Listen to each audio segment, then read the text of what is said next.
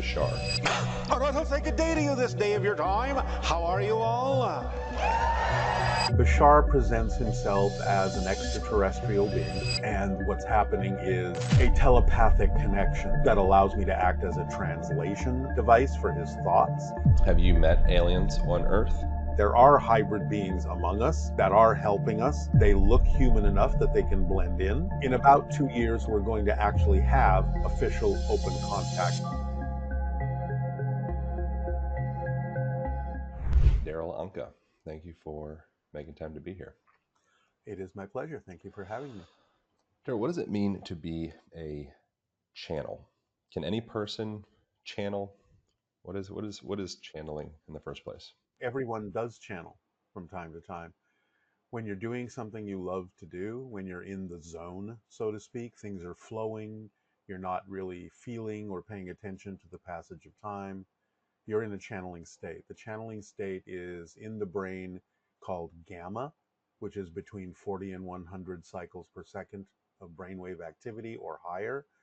And so when people are really focused on something that they're so absorbed by that they don't even pay attention to what's going on around them, that's a channeling state. So everyone not only has the ability, everyone does experience the channeling state many times in their lives. And it just depends on how you can sustain it, what you can do with it, what you choose to do with it, how you choose to express being in that state. So it's a very natural, altered state of the brain. Hmm. And you channel what you refer to as an entity. Who is Bashar?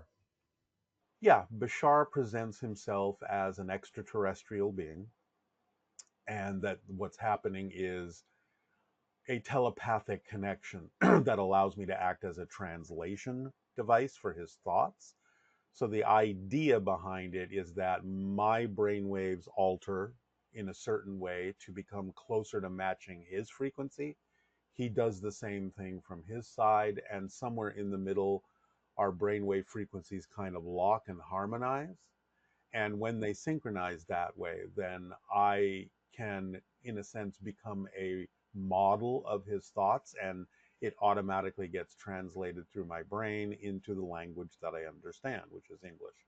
So now no one has to believe that Bashar is real or that I'm channeling an ET, but the information is coming from a higher level. It might be an aspect of my own consciousness. I have no way of proving that Bashar exists at this point, but the point of delivering the information is not to prove his existence, but to prove that the information works. And so by applying the information that's coming through the channeling into your life in different situations, you can get the results that the information is saying you will get. And that alone is, to me, proof enough, is that the information proves itself by applying it and getting a change. And you have done brain scans and some observation of your brain during the channeling. What is actually physiologically happening in the brain while you're channeling? Oh, several things.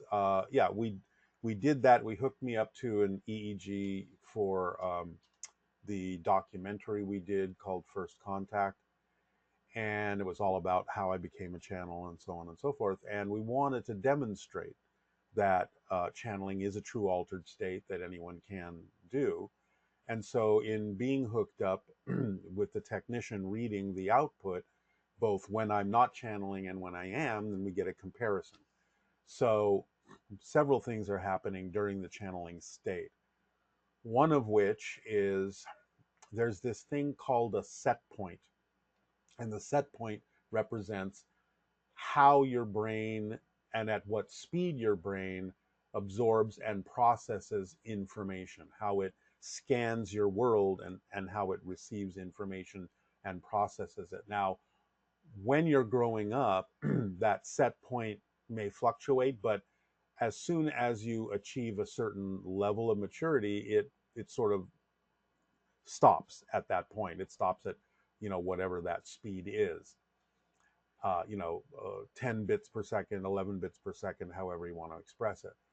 So But we found out that that's not supposed to change during your lifetime, unless, of course, you have some kind of a traumatic head injury or something like that. That can change it. But we found out that during the channeling, my set point actually does go up. So it's processing at a higher rate, a higher speed, absorbing information, making associations at a higher rate than normal. That's not supposed to be possible, according to the technician. The other thing that we found out that happens is during the channeling, the centers of my brain that are supposed to be processing my personality shut down. So if my brain is shutting down in the areas that allow me to be me, then who's talking during the channeling? So, that was an unusual finding as well. And there are several other things that, we discovered that probably would be better for a technician to describe. Hmm. From Bashar's perspective, or your perspective, or your collective perspective, what is the afterlife like for human beings? Or is there such a thing as an afterlife? Yeah, absolutely. And in fact, the idea that it's an afterlife is kind of a misnomer. In a sense, this is the afterlife because our natural state is spirit. We're non physical consciousness, we're energy.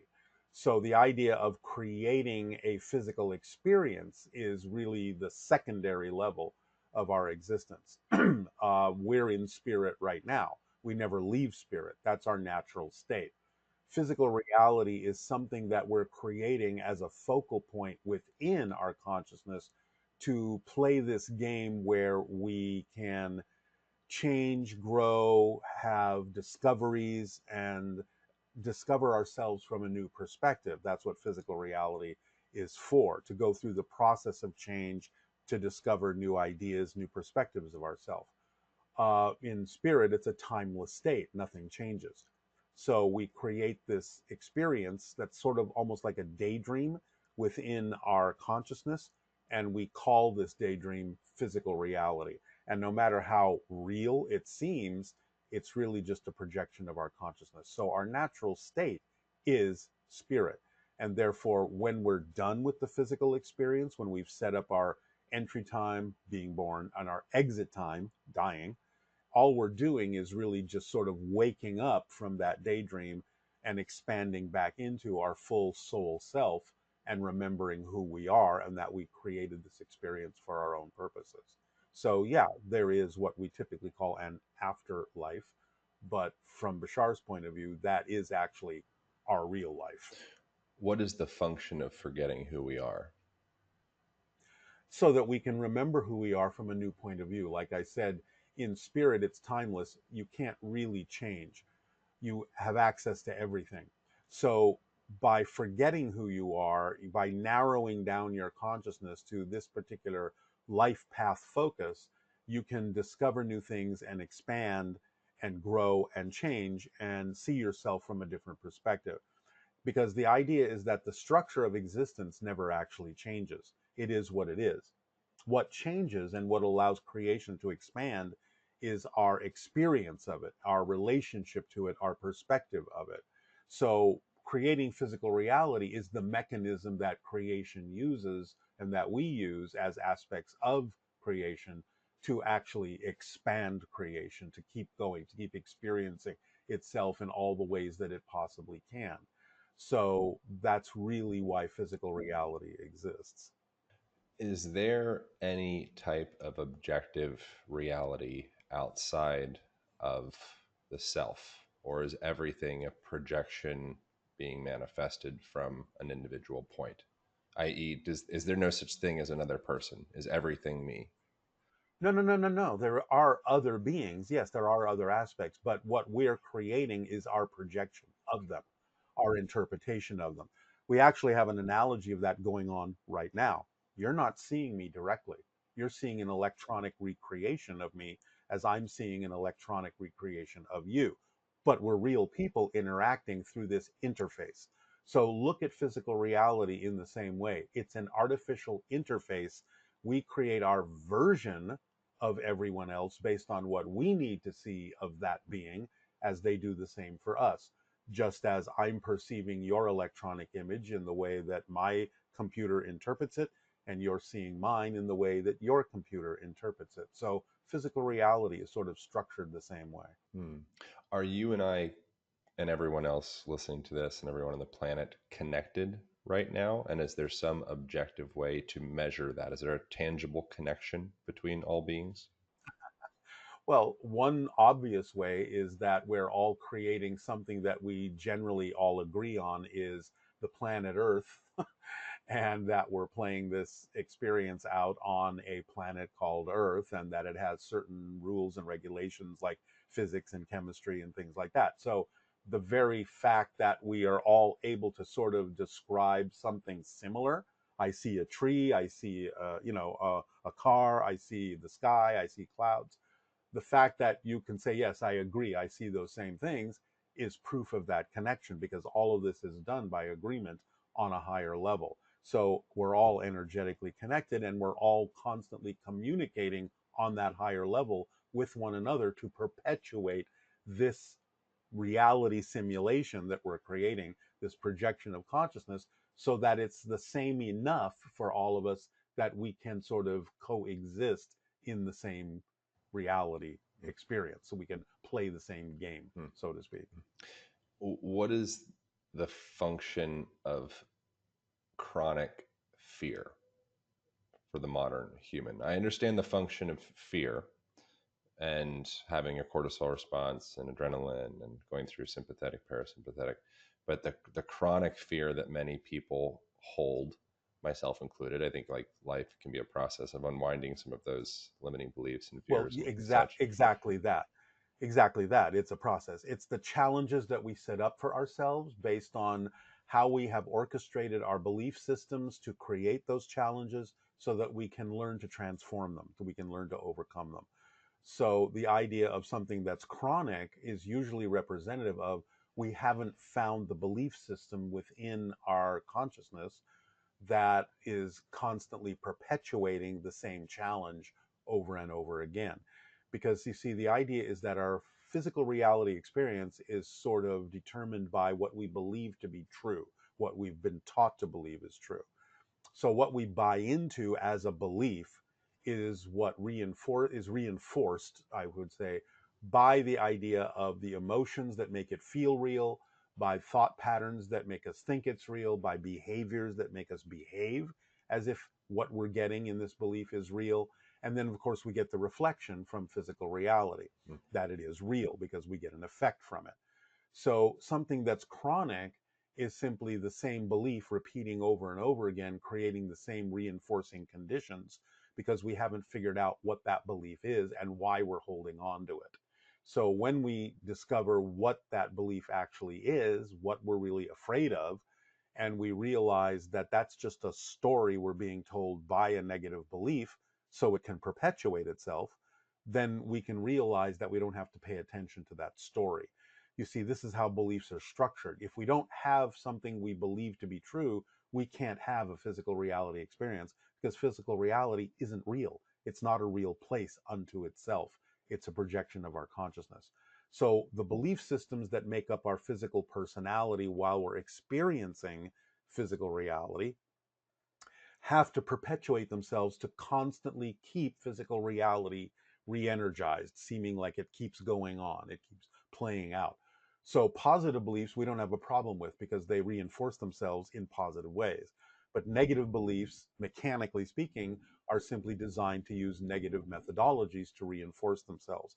And one of those negative methodologies is making you too afraid to let it go, making you too afraid to move forward. So we constantly loop into this constant fear of staying exactly where we are, even though it may be very uncomfortable, because we have a deep seated belief somewhere that if we let it go and move ahead and change ourselves, something worse will happen. That's the story the negative belief is telling us, so we won't let it go. It's not a fact that something worse will happen. It's just what the negative belief is getting us to believe so that it can continue to keep perpetuating itself. Once you understand that that's how the mechanism works, you can go, oh, that's just a story. It's not a fact that something worse will happen. And you can start investigating yourself and sort of analyzing that belief and realizing that it really doesn't make sense. And once it doesn't make sense, it's gone. What about feelings and stored energy within the body? Where approaching it, can you approach everything intellectually, or are there some energies within that need to be somatically released in order to I think, yeah, it depends on the person and it depends on how they've stored those beliefs and how it's affected the idea of your physical form and what works best for that person's belief system. Some people may be able to approach it intellectually. Some people may need a physical, visceral experience of releasing it and getting in touch with it. It just depends because, again, anything physical is the result of patterns of energy. So some people may have easier access to those patterns of energy by utilizing the body, and some people may be able to just utilize the mind. It really depends on the individual. what about with yourself? I think that people look to you for divine information in sorts, or to Bashar. There could be assumption that since you have integration with that, you have all Mhm. the answers. You are in a state of I don't have liberation, all the answers. samadhi. I don't have all the answers, neither does Bashar, but Yeah.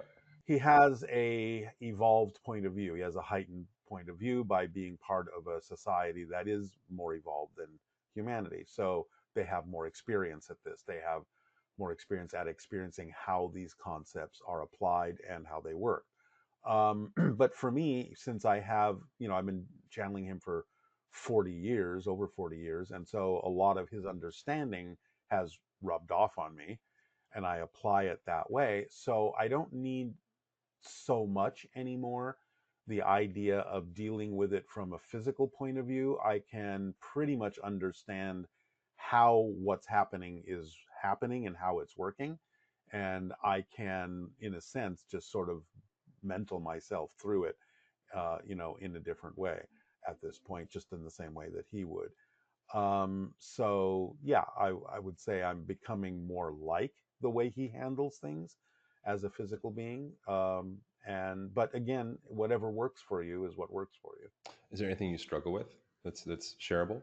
I wouldn't say I struggle at this point. I do have challenges like anyone, but Bashar has recently talked about, the way that you handle challenges is, first of all, to understand you set them up on your life path for the purpose of stretching your soul, growing yourself, expanding yourself.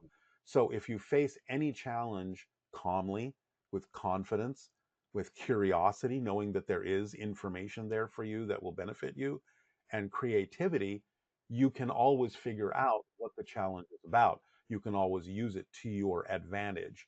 So in understanding that, that's the way I face challenges. Is I don't, anymore after years and years of this, go into any kind of a panic mode or anything like that, or a worrisome mode. I just go, oh, here is something that's unexpected. Here's something that I'm facing.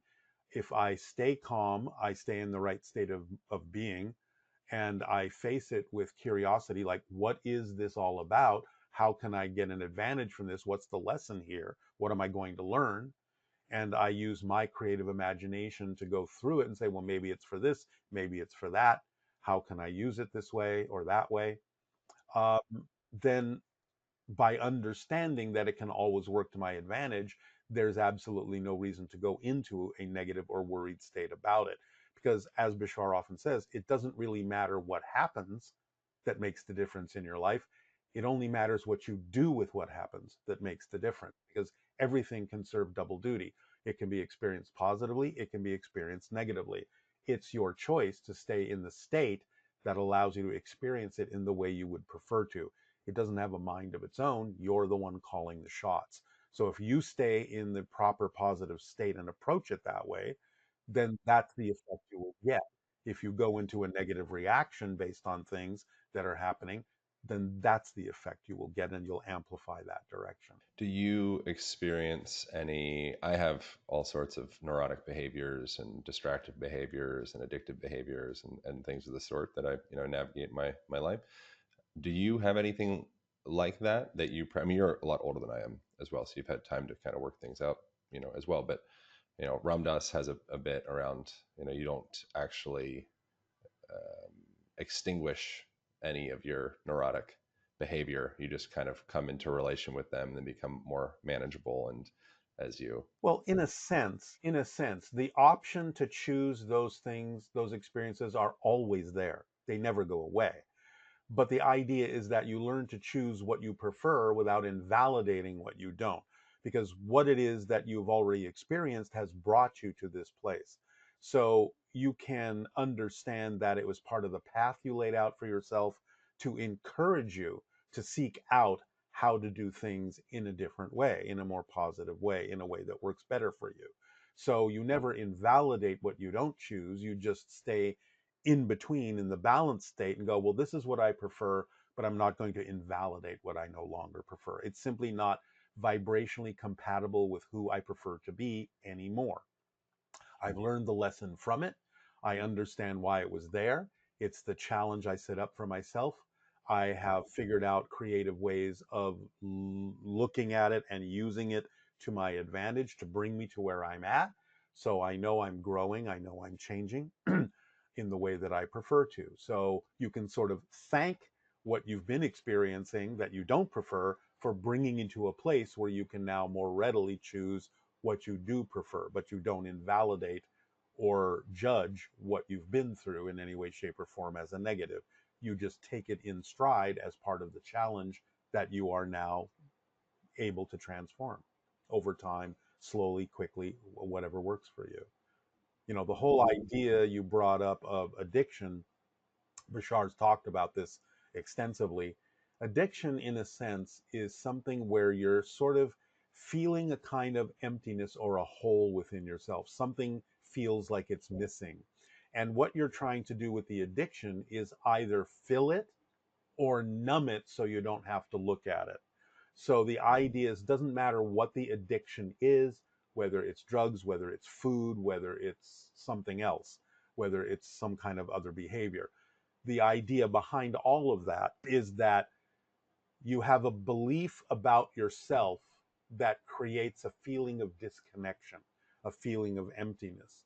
And an addiction is just an attempt outwardly to try and get rid of that, to try and satisfy that, to fill that hole, fill that emptiness. Or again, conversely, you don't want to look at it, so you try to do something that keeps numbing it so you don't have to pay attention to it.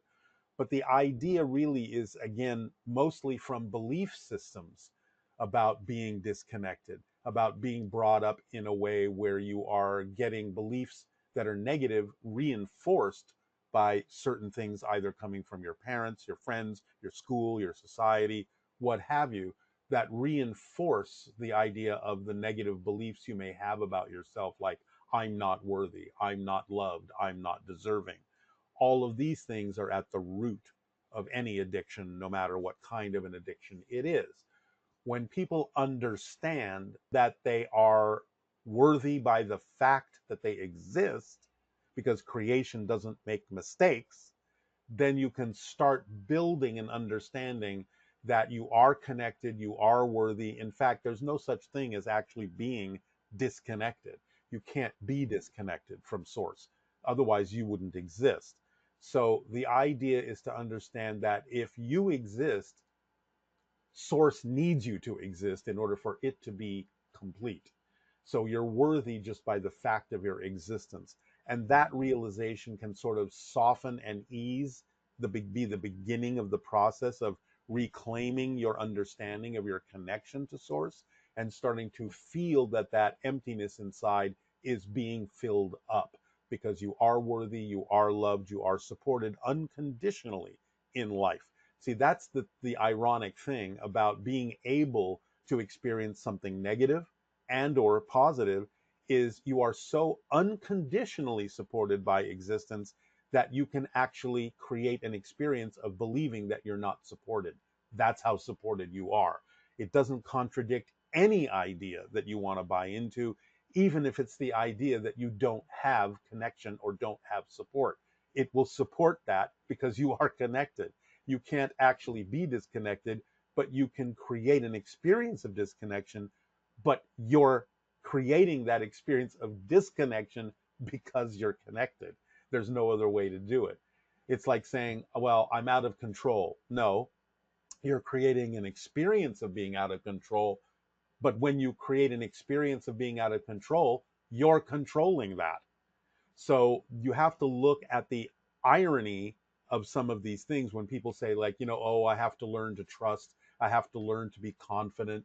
No, you don't. You are always trusting something to be true. You don't have to learn to trust. You are always confident about something. Even when people say, oh, I lack confidence, I can say, well, you're very confident about that. So the idea is not that you have to learn to trust or learn to be confident. It's what are you putting your trust in? What are you confident about? Is that working for you? And if it isn't, then decide what you would rather put your trust and confidence in, because you're always trusting and always confident that something is happening, that something is true. You get to decide what that is. Do you have a tangible memory of the last time in your life that you forgot that you were connected, or you felt an insatiable void within you and you felt out of control, or anything of the sort in your own life? Well, sure, that's years and years and years ago. But yes, of course, I can recall that. How long ago? Is it okay that I'm asking? Over 40 years ago. Really? Yeah. Good for you, bro. Well, again, you know, that's part of the thing that happens when you do go into a channeling state, is a lot of it isn't just about what I'm delivering in service for others. It's up to the channel to also pay attention to that information and apply it in your own life. So I understood before I started actually channeling publicly that that's what channeling was all about, to be of service to others. And then when you are of service to others, you can use the information also to your own benefit.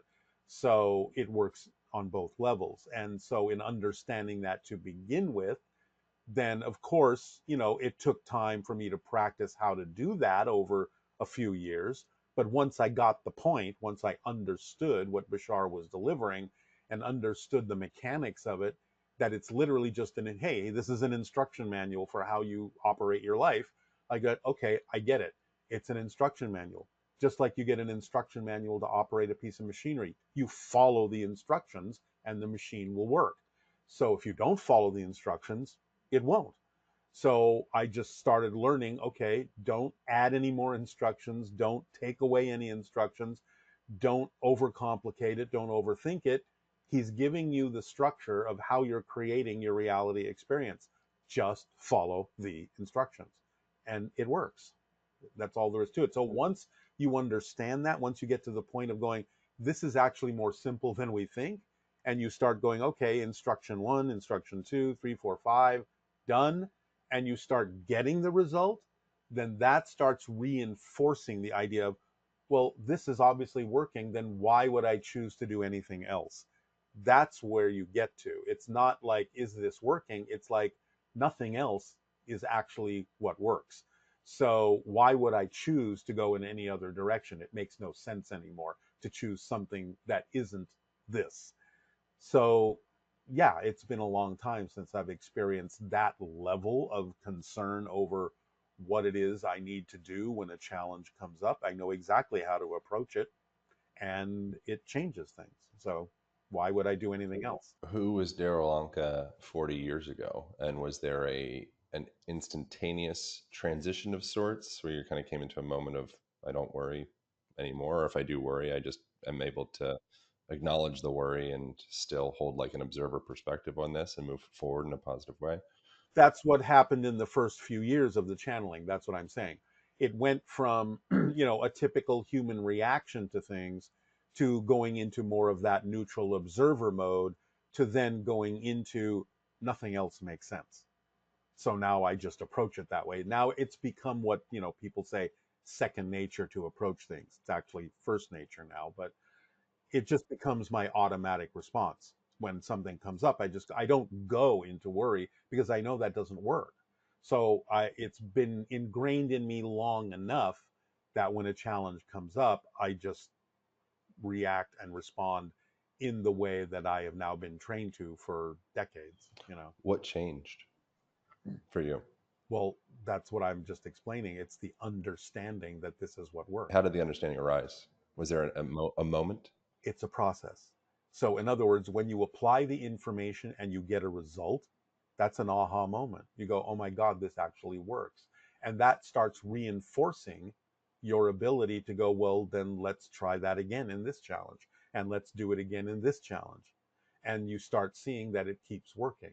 So it can be an aha moment, but at the same time, if you just keep practicing that, then it becomes more ingrained and becomes your natural response to things. Why do you think so many people? Why is suicide rates so high? Why it feels to me like many people, statistically are suffering, and then I think there's probably a much broader, quiet suffering that's arising in culture, and there's a lot of other things happening as well. It's from everything that we just sort of touched on. The idea that people feel disconnected, feel disempowered, feel that they're not in control of their lives because there's a whole bunch of beliefs that are probably in their unconscious mind that they're unaware of that are driving their behaviors and driving their thoughts and their actions and their feelings. See, the idea is you can't have a feeling without having something that you believe to be true first. The belief is the blueprint. It reinforces itself with emotions and thoughts and behaviors to make it seem real. Whether the belief is conscious or unconscious doesn't matter. The point is, it's the feelings are secondary.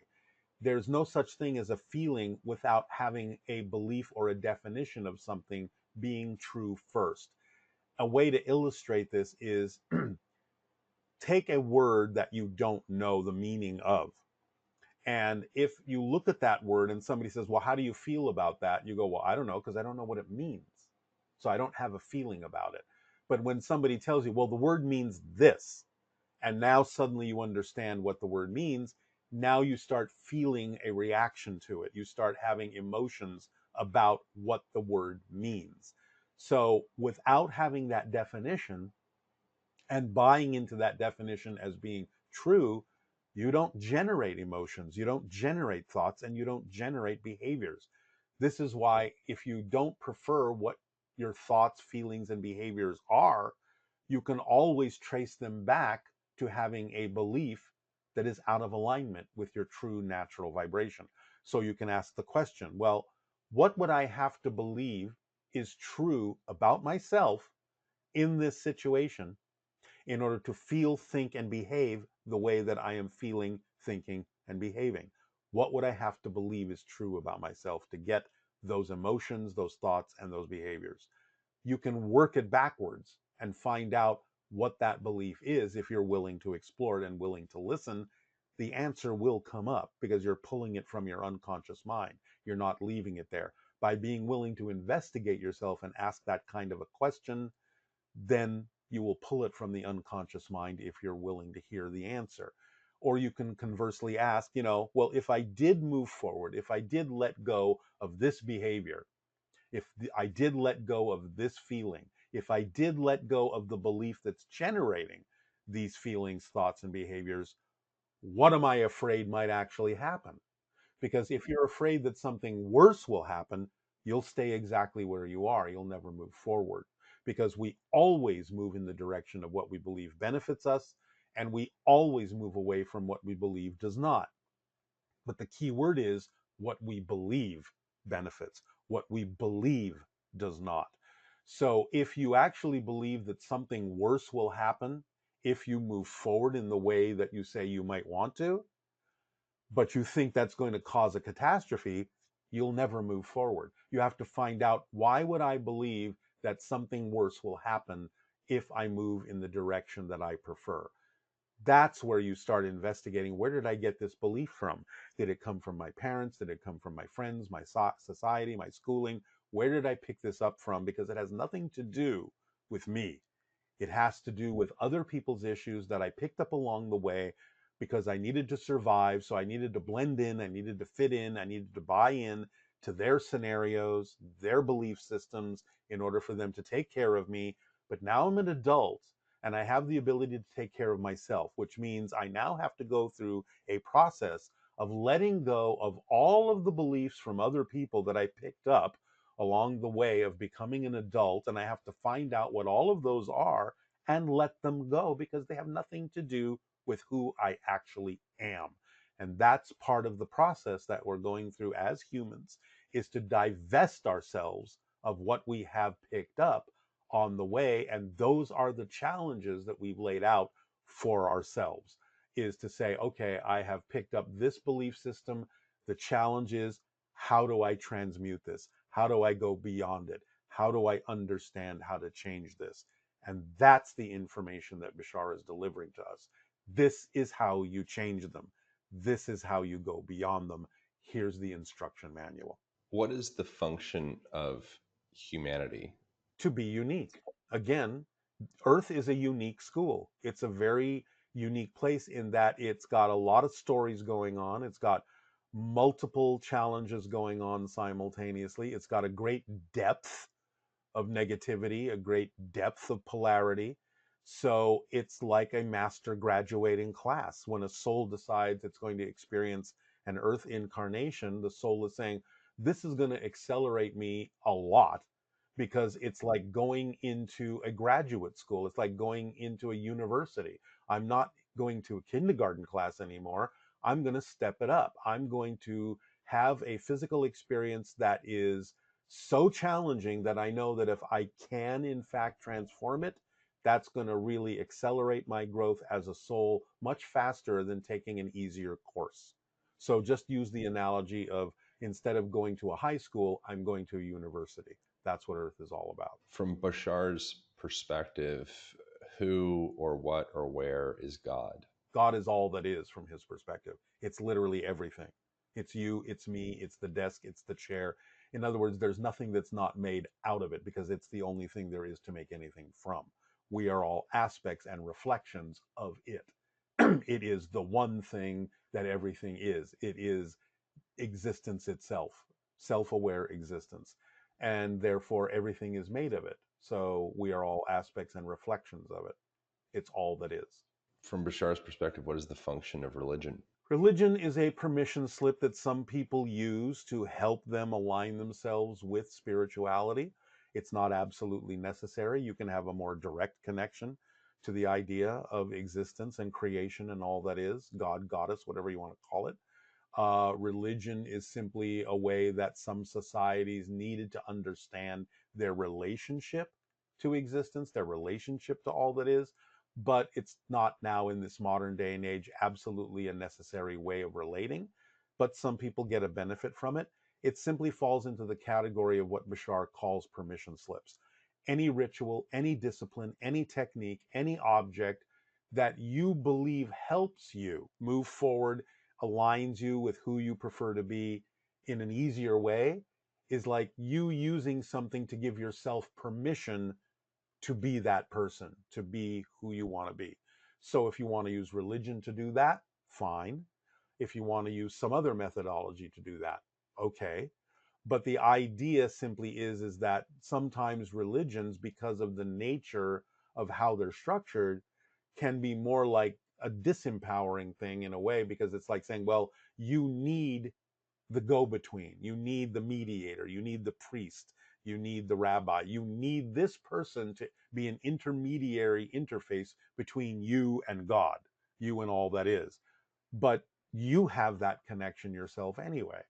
So it's up to you to decide whether religion works for you as a system of allowing you to feel connected to all that is, or whether you can just understand that you are connected and do it in a more direct spiritual way. It doesn't really matter what you use, as long as you use it in a beneficial way and being of service to others. I don't know if you've ever asked Bashar this, but the meaning of religion comes from religio, which I believe means to connect or unite, connection, I believe. Well, that's Uh, the original idea. yeah. Yeah. Is from Bashar's perspective, if this has ever been asked, is there any religion that is the closest to creating connection, to like a authentic relationship, and is there also one reciprocally that's actually takes people the furthest away, or a philosophy or anything of the sort? Well, again, I'm just going to generalize this. The ones that are More insistent that you need the religion are the ones that take you farther away. The ones that are less insistent that you need the religion are the ones that are probably closest. Give me examples of that. Would you say Christianity is a boo boo? It depends on how you relate to it. Again, anything can be used in a positive or negative way. So, the idea of having any religion where you need to force that belief on someone else for some reason, I would say that's not a positive sign, and that it's probably taking you farther away from the truth.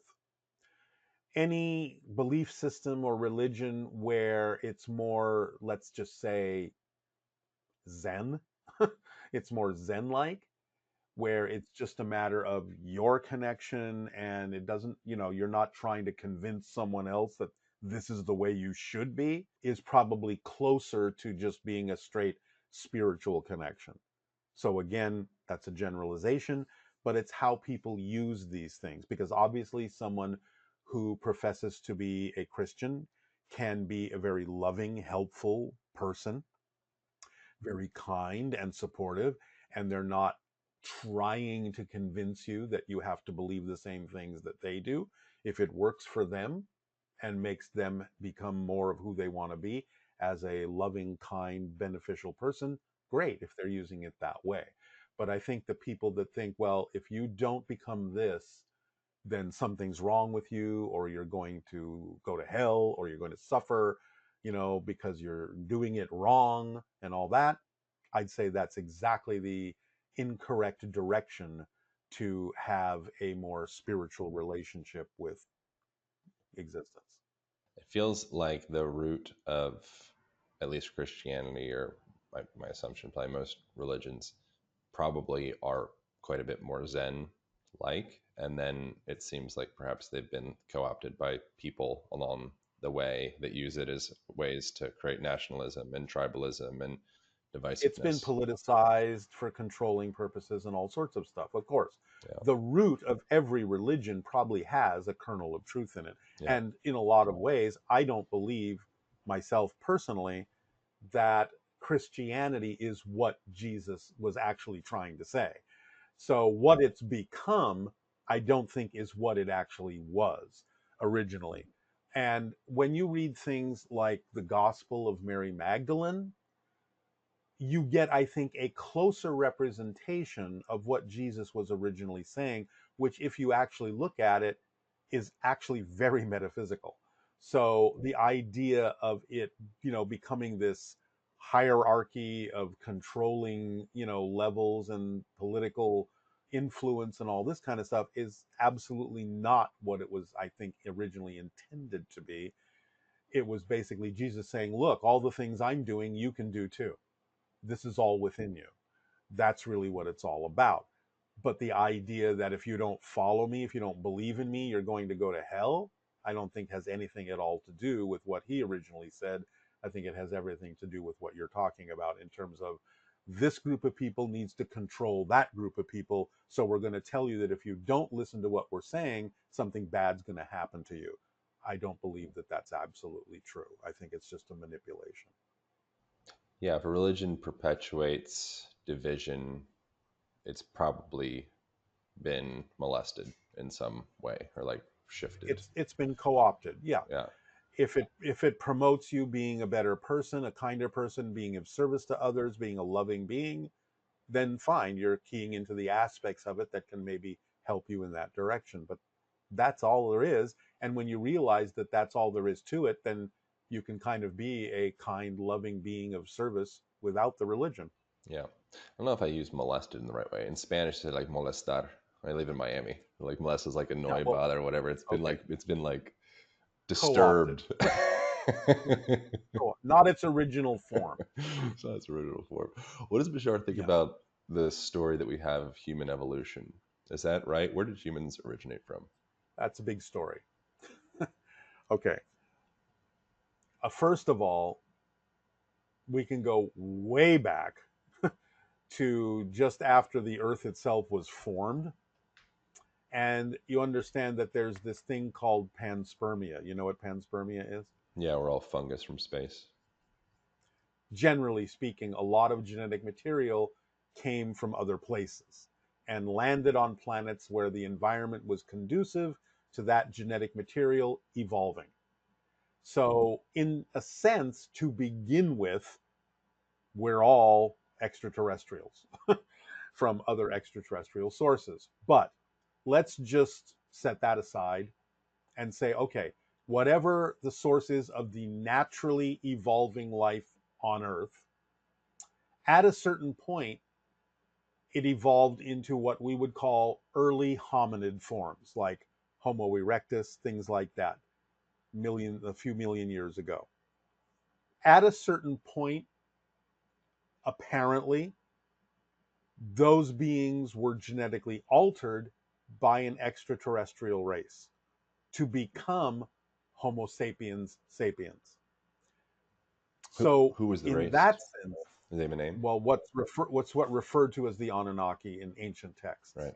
the Watchers, whatever you want to call them, some other beings from out there, according to a lot of religious texts and scrolls and things like that, whatever you want to call them, arrived on Earth and for whatever reasons decided to alter our genetic makeup to suit themselves, to And make us more like them. and they were giants. Is that right? Is that who the Anunnaki were? I Really big. understand that they probably had a larger stature than we do and lived longer than we do, Hmm. which is probably why humans thought they were gods. Hmm. They're just advanced extraterrestrials. Hmm.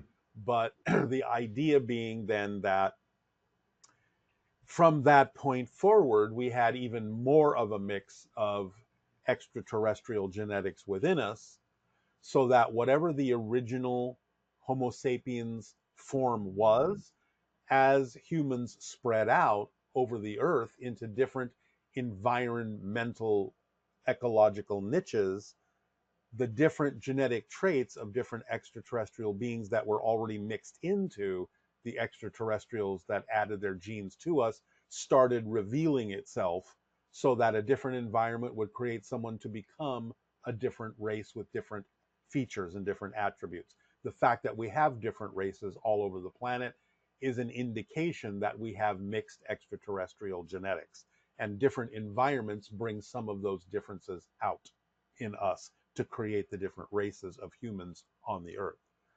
But now we can actually add in something else, and that is what people have referred to as the alien abduction phenomenon, where now you have even more genetic manipulation going on, apparently for the purpose of creating a hybrid species, a more advanced version of humanity, maybe not only for the race that's doing it, that's hybridizing, that's creating the hybrids for themselves, but also for humanity as well, as part of our evolutionary path to upgrade us, to move us forward. So there have been several instances in our history of genetic alteration, genetic introduction that is making us something different and evolving us in a different way than we otherwise might have evolved had we been left alone. Has Bashar mentioned when the earliest contact or recontact with what we call aliens with humans was, like in linear years? Yeah, he's saying it happened. This initial introduction of genetic material by that Anunnaki extraterrestrial race was probably somewhere around 500,000 years ago, 300,000, 500,000 years ago. That's when we find in the historical records, or in the geological records or anthropological records, when suddenly there was this change in humanity. That's what caused people to say, well, where's the missing link? How did we get from here to there? And so basically what we're discovering is that the missing link is the extraterrestrial genetics that created Homo sapiens from Homo erectus. So about 500,000, give or take, years ago, this is something that happened back then. Are there a lot of different sects or species of extraterrestrial life? Is it in the tens and the thousands and the infinite? How many realms of other extraterrestrial life are there? If you want to, yeah, if you want to just include the idea of what's out in the galaxy or the universe, then yes, you're going to run into millions and millions. If you're talking about simply the ones that are engaged with Earth at this time, then you're probably talking about a dozen or so. Are they among us now? And if so, who are they? Who is Elon Musk? No, Elon Musk is a human. He's a dude. I'm not going into those conspiracy theories that they're disguised reptilians and stuff like that. Well, That's all well, nonsense and mythology. the reason I asked that isn't to go into a conspiracy. I mean, unless whatever. But the is because Elon has this obsession with going to space, and so I'm Yes. calling back panspermia, which a part of the idea is Okay, we I we get have what a you're going. desire to Yes, go to I get what you're space. going. Yeah.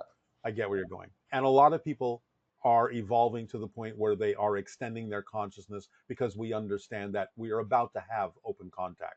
So we have arranged our lives in a way that promote the idea that we need to go into space because space is also coming to us. Beings that live in space are coming to us. So a lot of humans are accelerated that way to make those connections because we all have extraterrestrial connections. Some people may be more in touch with that than others. Elon may be one of those. But the idea, generally speaking, is that there are hybrid beings among us that are helping us. They look human enough that they can blend in. And within a couple of years, is my understanding, not only from Bashar, but from other psychics who've predicted this independently of each other, in about 2 years, we're going to actually have official open contact where ETs will be introduced to us and it will be explained that they've been here helping us for quite some time. Have you met aliens on Earth? Not that I'm aware of. I may have, we all may have run into them or seen them, but we won't know who they are until open contact happens. Then it will be revealed to us who they are. Does extraterrestrial life have a benevolent um, relationship to humanity? The ones that are engaging with us, yes. Now, there are some that, let's just say, they're not malevolent, but they don't necessarily have a particular agenda to interact with humanity in any way that they're really concerned about. They're not trying to help us, but they're not trying to hurt us. So they're just kind of like doing their thing. They're observing, they're learning, they're taking whatever samples they need from the earth to study us. But most of the ones that are interacting with us are benevolent, and they're keeping a lid on anything that might actually not be. So they're watching out for us in that sense. Why does extraterrestrial life care about humanity? Well, it's what I said earlier. This is a unique school for souls to learn from. You have to understand that really advanced extraterrestrials operate on a vibrational frequency that's not that different from spirit.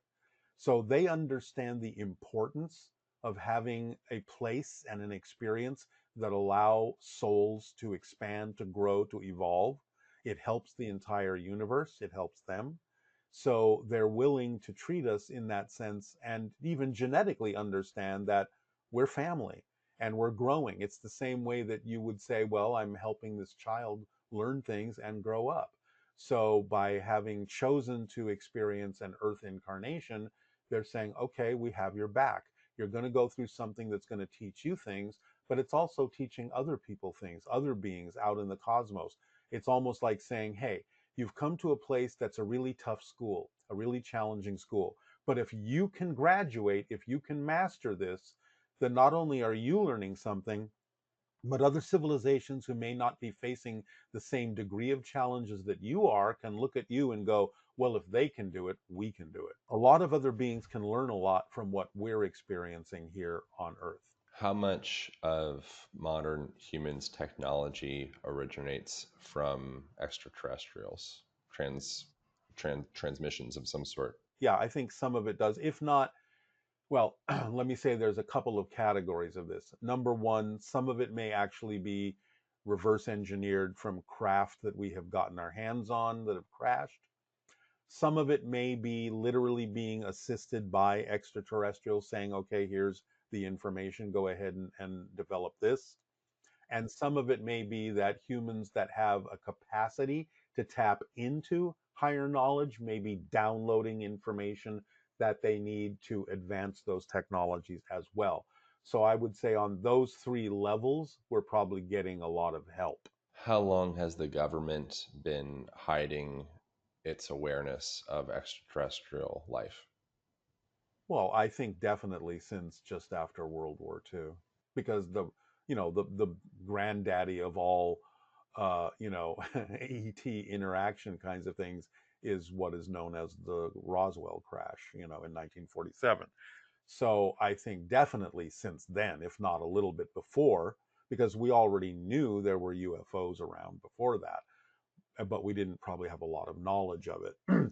But I think after 1947, when we retrieved a crashed ship that crashed outside Roswell, New Mexico, then we started going, okay, there's something to this, and we need to sort of keep this under wraps, either because we're afraid that people are going to panic if they know that this is happening and extraterrestrials exist, or we just want to keep other countries from knowing about this technology because we want this technology first. So, but at this point, a lot of countries and a lot of governments know this is going on.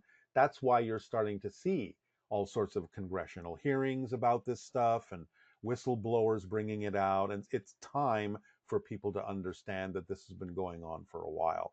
So that by the time we actually have open contact in a couple of years, it kind of won't be that much of a surprise because it's been leaked out into our culture in any number of ways over the last half century. What is extraterrestrial life doing when it presents itself and then makes itself and then obfuscates itself? Like, what is the point of doing it? It's kind of like we like hey, why show itself? Getting you used to it slowly over time so you won't freak out.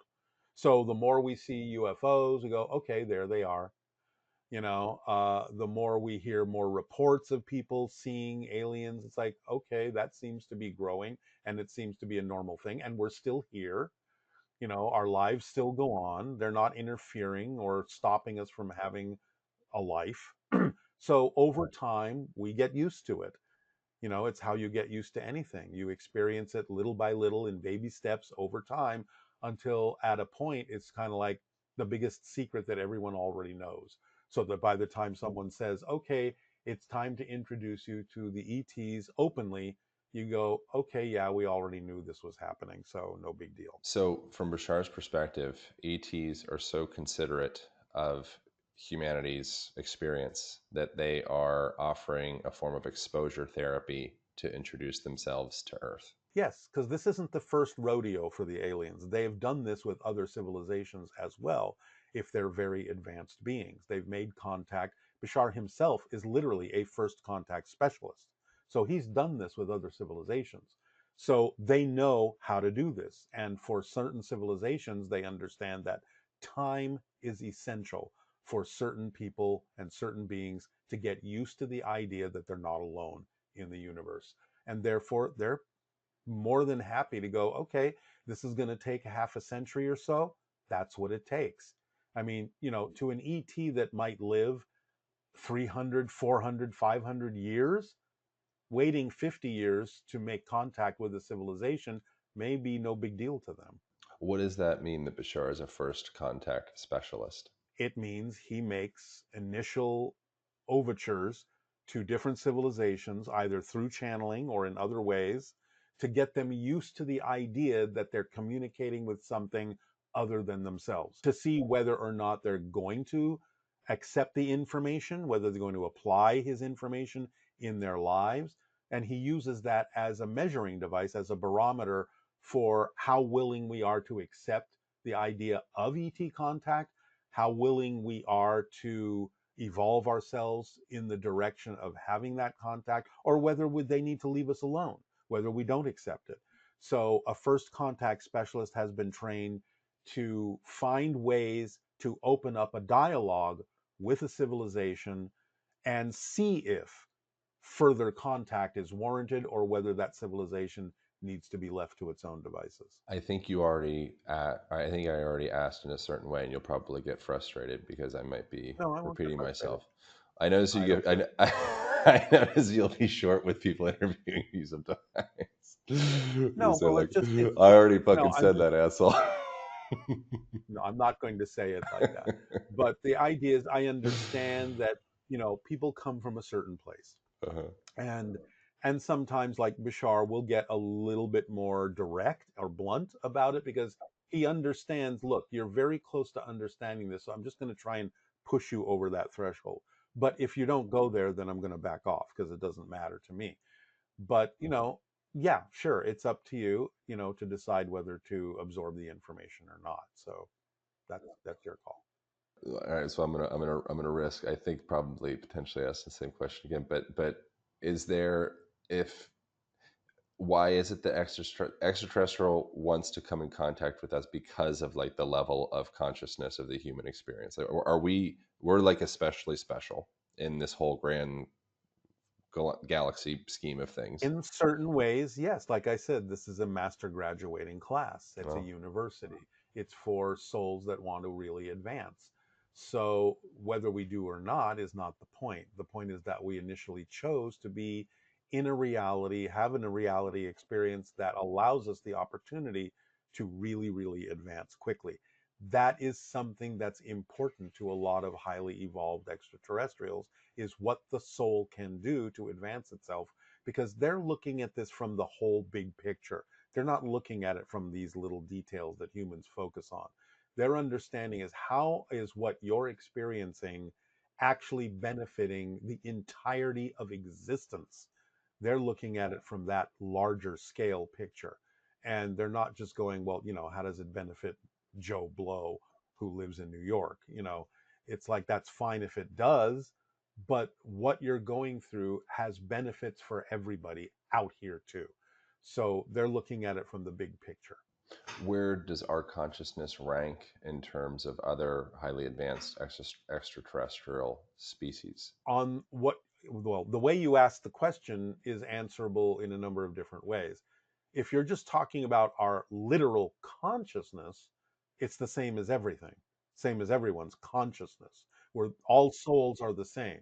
But in terms of humanity's physical awareness and advancement, and how it uses the consciousness of our souls, or how it limits the consciousness of our souls, then obviously we're not as advanced as some other extraterrestrial species who have learned to be more of who they are, have learned to allow more of their soul to express itself in physical terms. So, just to put a sort of a time frame on it, Bashar has sort of hinted that in about 1,000 years will be where his civilization is at this point. So if you want to use that as a marker, you can. It doesn't mean that our soul is any less advanced, but it can be a representation that we're a young society physically. Does the soul exist within the body? Are there individuated souls, or is there only one soul? No, no, no. Well, it depends on what level you're talking about. A soul is usually referred to as an individual aspect of all that is, of God, goddess, whatever. So you're an individual soul. But it's more accurate to say, rather than saying the body has a soul, it's more accurate to say the soul has a body, because the physical reality is created within the soul. The soul never leaves its non physical reality. That's its natural state. It is a spirit, it is an energy.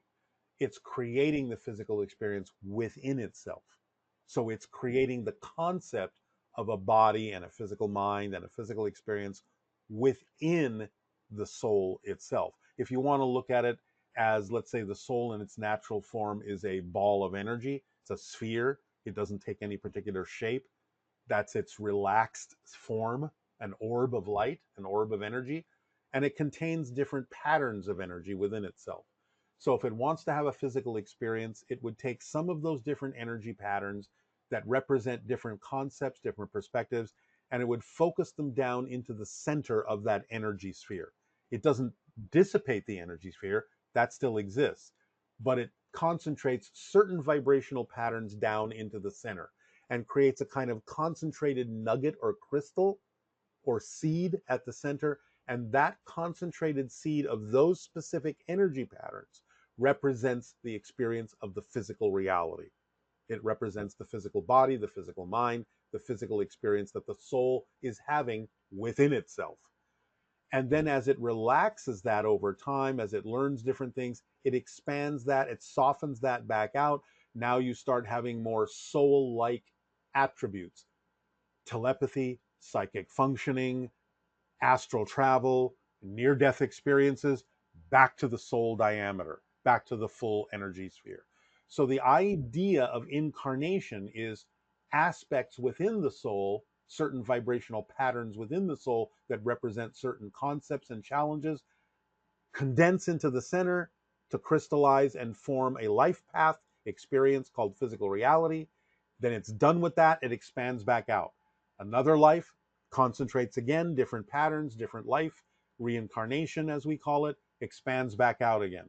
So the idea of incarnation after incarnation is like the soul expanding and contracting within itself, almost like the soul is breathing in and out, in and out, to have different experiences of different realities, whether on Earth, other planets, other dimensions, whatever.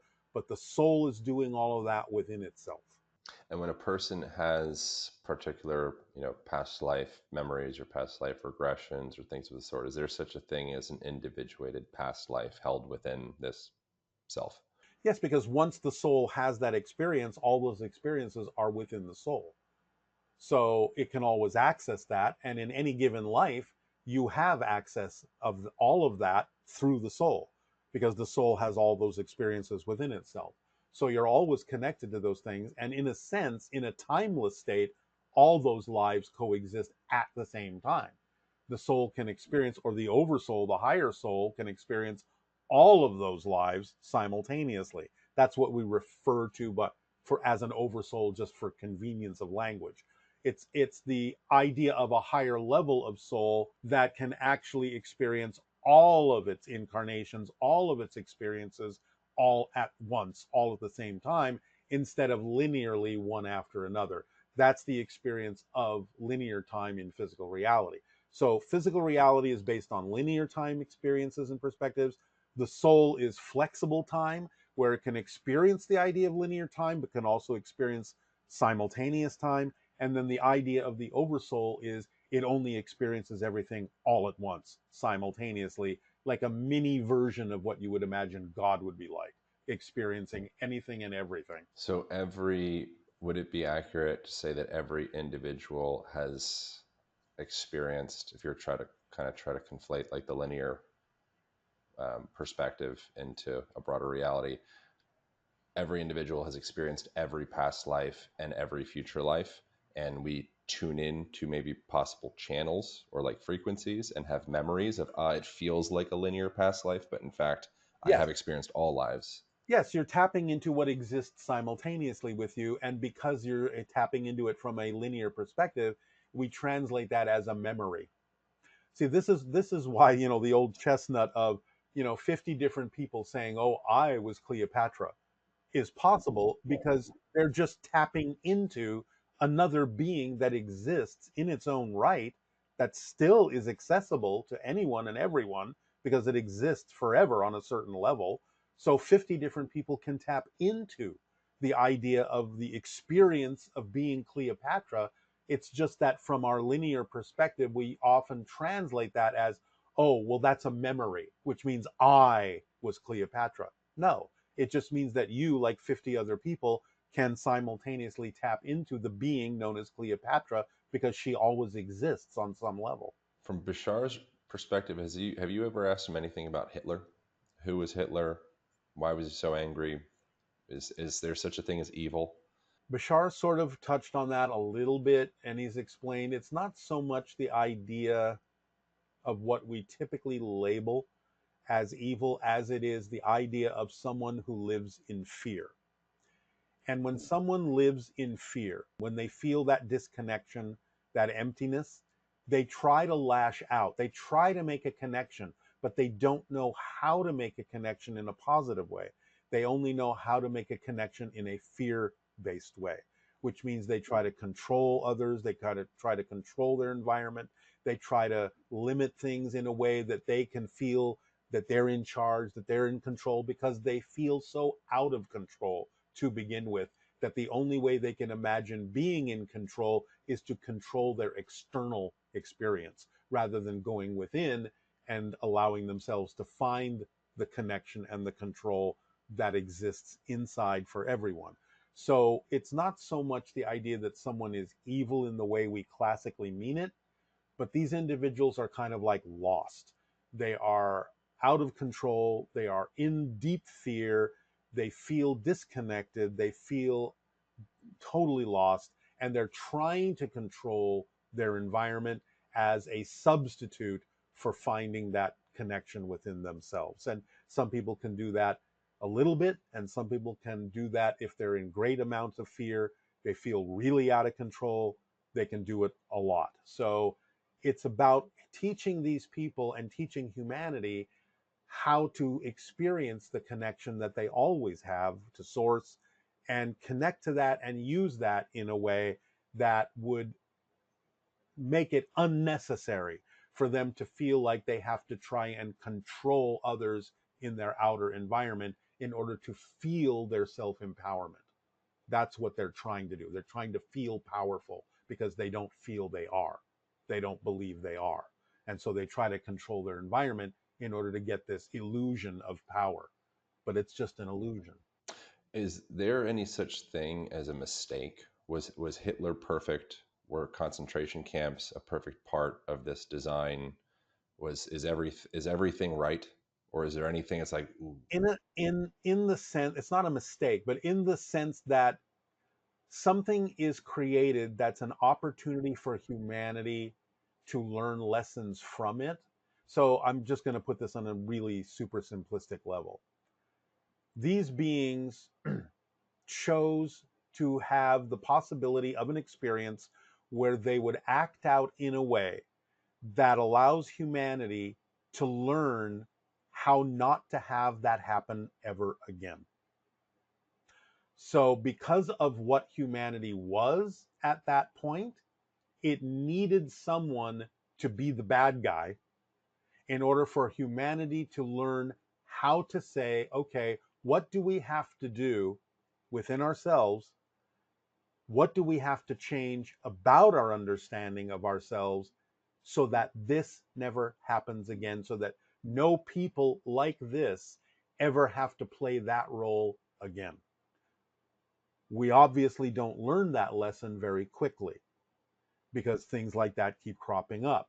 But that's the thing I talked about before, where, okay, the soul is infinite, it's eternal, and it's like some soul will choose to play that role over and over and over and over and over and over again until humanity finally gets the point of, hey, we need to figure out how to address this in a way that actually addresses the cause of these things and not just the symptoms of these things, so that we actually know this will never happen in humanity again, and no soul ever has to play that role ever again.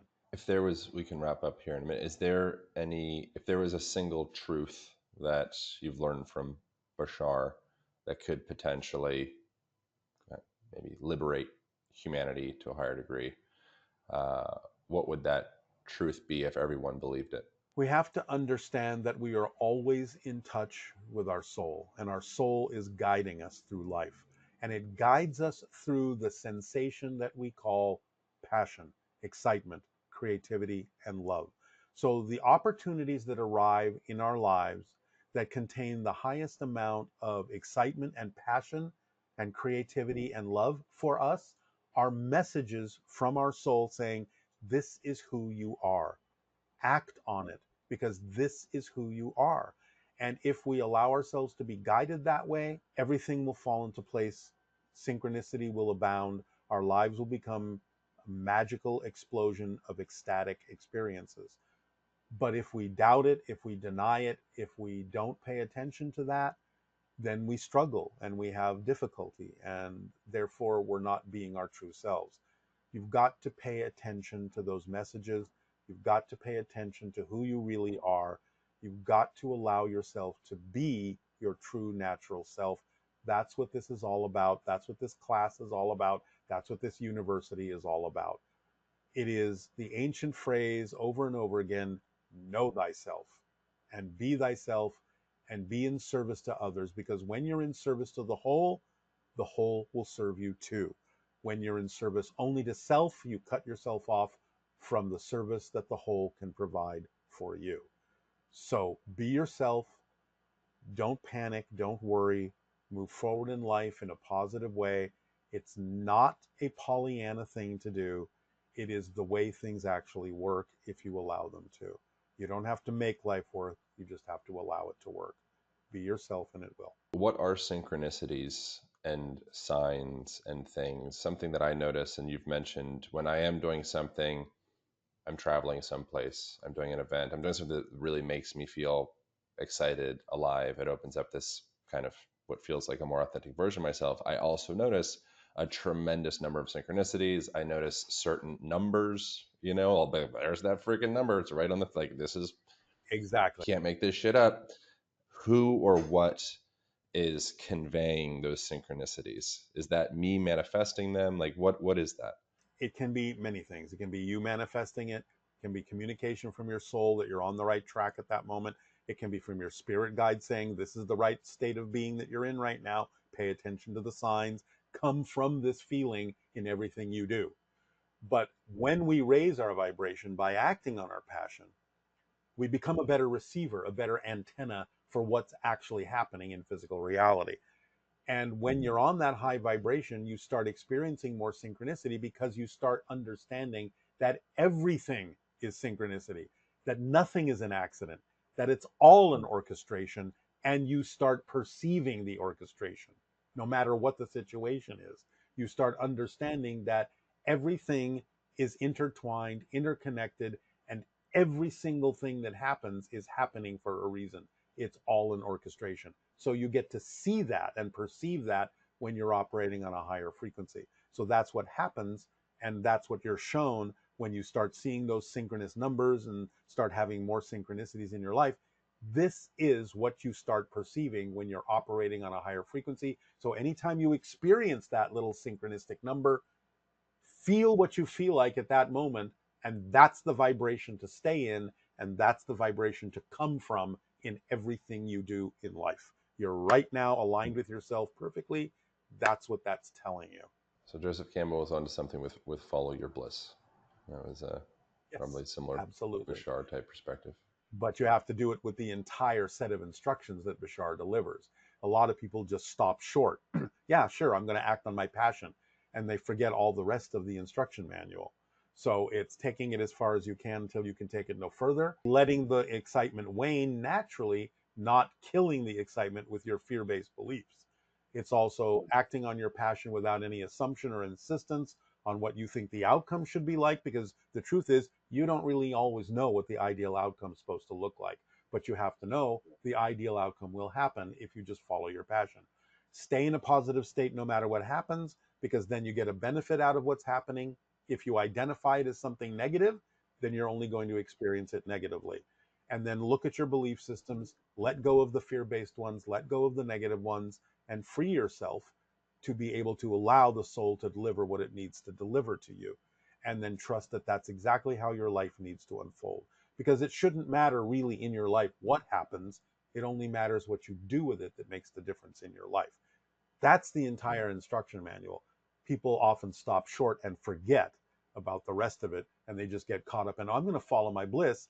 And then they do things that are actually not representative of their excitement, but more representative of their anxiety, because they're disguising their anxiety as excitement so they don't have to pay attention to the fact that they're actually out of alignment with themselves because they don't want to look at that. So you have to really be honest with yourself in your self investigation.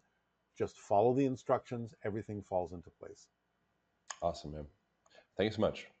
I really appreciate Well, taking the thank time. you for doing this. I deeply appreciate it and the opportunity to share all this. Yeah. And thank you for anyone that's listening. Yeah. How can So people go deeper into, I mean, just look up your name or Bashar, but what's the best place to they point people from can, here?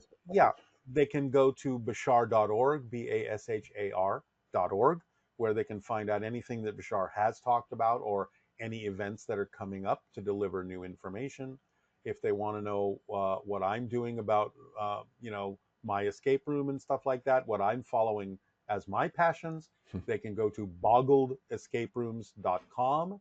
Come along and play a game with us, BOGGLED, boggledescaperooms.com. Or if they want to know what I'm doing, they can go to darrylanka.com in terms of books and things that I'm writing and creating as well. Amazing. Thank you so much. I appreciate you. I really Thank genuinely you, enjoyed that Aaron. conversation. I Um, appreciate it very much. I enjoyed it as I well. want to I hope you have a wonderful rest of your day. thank you all for tuning in. That is it. Bye. That is all. We'll see you next week. Thank you guys so much for watching. If you enjoyed that episode, you might also enjoy this episode over here, as well as this one over here. Thank you for subscribing. Appreciate you. I'll see you in the next video.